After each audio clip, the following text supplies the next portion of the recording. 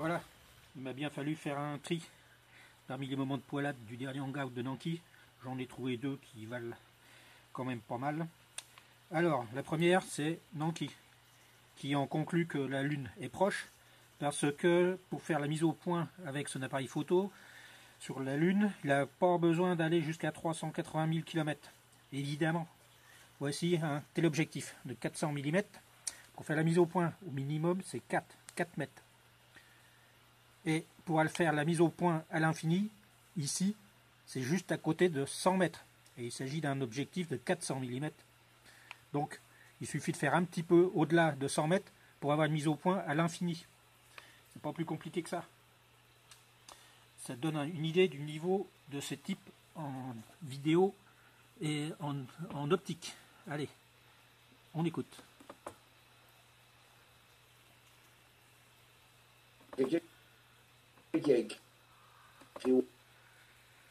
Ouais, mais tu sais, si tu as les bonnes distances et tout ça.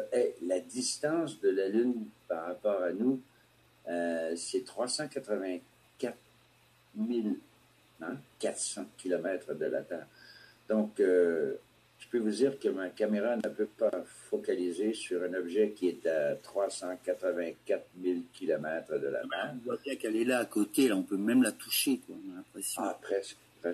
Et puis on la voit tourner légèrement aussi. On peut toucher donc, la Lune. Si tu regardes la tache à droite qu'il y a, tu vas voir, elle descend un peu. Tu peux l'avancer encore, avancer encore.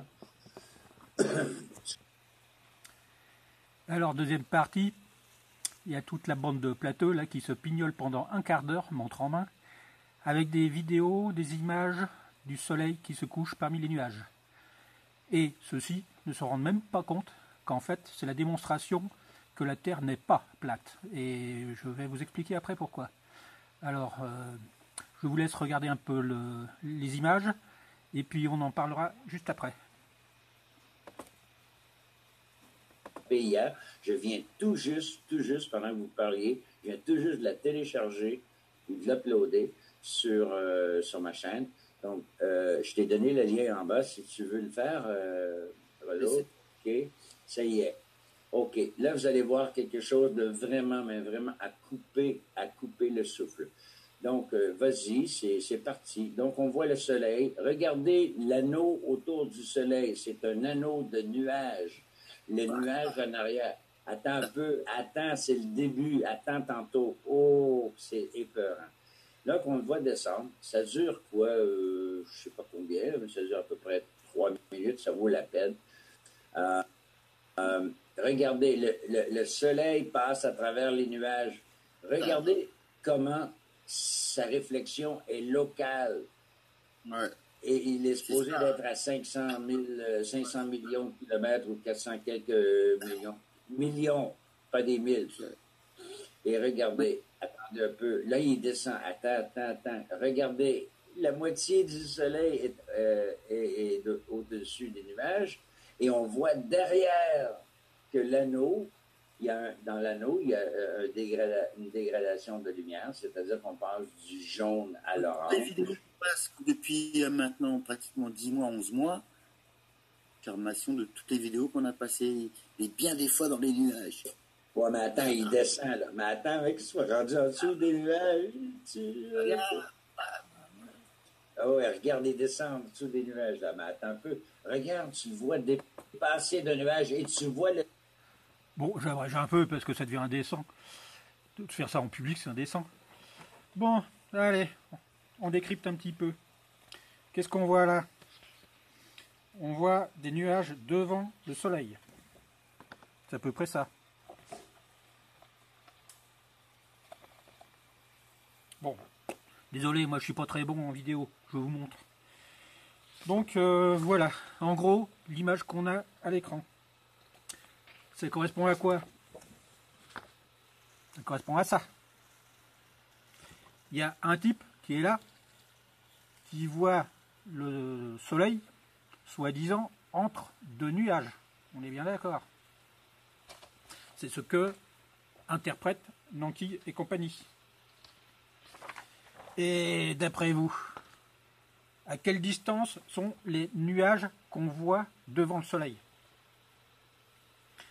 à tout casser. Là, j'ai mis 200 km. C'est le grand maximum. Je ne connais pas la focale. Je ne connais pas exactement ce qu'il a comme appareil photo. Mais vu la façon dont on voit les nuages, je suis généreux en indiquant que le nuage est à peu près à 200 km. Que peut-on en déduire? Allez. Allez les plateaux là, j'aimerais bien que vous m'expliquiez un petit peu. Voilà. Ce qui voudrait dire que le soleil est à 200 km. Ici, c'est le coucher du soleil. Le type, il prend les images, c'est le coucher du soleil. Le soleil est censé être à 200 km. Vous imaginez un petit peu. Ici, quelqu'un qui est ici, à 200 km de celui-là, pour lui, le soleil est au zénith. Ici, c'est le coucher de soleil. Ici, c'est le midi. Vous imaginez le pauvre type. Un nuage, ça plane maxi à 10 000 km. Il y a le soleil qui est juste au-dessus de lui. Le mec, il est complètement carbonisé. Il a le soleil, apparemment, à 10 km au-dessus de sa tronche. Et 200 km plus loin, il y a un autre type qui est là. Et lui, qu'est-ce qu'il voit? Le soleil dans l'autre sens. Donc pour lui, c'est le lever de soleil. À 400 km de distance. En France, il y aurait à Chartres le coucher de soleil, à Paris le lever. Non, allez, pour à Chartres, allez, soyons sympas. À Brest, c'est le coucher de soleil. À Paris, c'est le midi. À Strasbourg, c'est le lever de soleil. C'est du n'importe quoi. Ça tient pas la route, votre histoire. Et que vous extasiez devant des photos, devant des vidéos, et vous n'êtes même pas foutu de comprendre ce qu'on voit. Moi, ça me met en joie. Je rigole. Vous voyez des trucs, vous n'êtes même pas foutu de comprendre. Les nuages qui sont ici, derrière, ils sont trop ténus pour masquer le soleil. C'est ceux-là qui cachent le soleil. Ah. Le cercle rouge-orange derrière le nuage. Il est dedans. Donc il est bien dedans. Là. Oui, parce que tu vas me dire c'est un truc d'optique. Non, allumé là. Oh, mais attends qu'il soit en dessous des nuages. Ah. Allez les gars, jouez le jeu. Expliquez-moi noir sur blanc les distances et comment ça se fait que le soleil il est à 200 km.